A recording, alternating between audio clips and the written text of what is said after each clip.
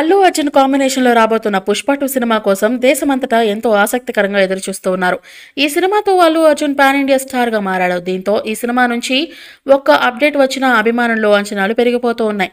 అయితే ఈ సినిమా నిర్మిస్తున్న మైత్రి మూవీ మేకర్స్ పై ఇటీవలే ఐటీ దాడులు జరిగాయి.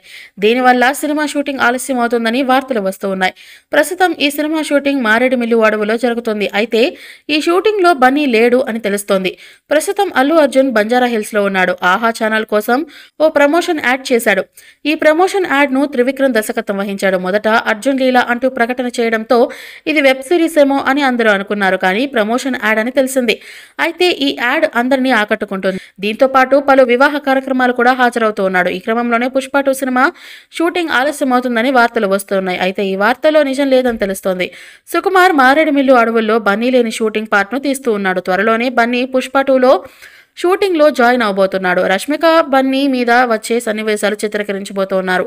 ఇక ఈ సినిమాను అత్యధిక బడ్జెట్ తో మైత్రి మూవీ మేకర్స్ నిర్మిస్తూ ఉన్నారు. ఇప్పటికే ఈ సినిమా నుంచి విడుదలైన ప్రేక్షకుల్లో భారీ అంచనాలు నెలకొన్నాయి. పుష్ప మొదటి పార్ట్కు వచ్చిన క్రేజ్ రెండో పార్ట్కి వస్తుందా లేదా అనేది చూడాలి.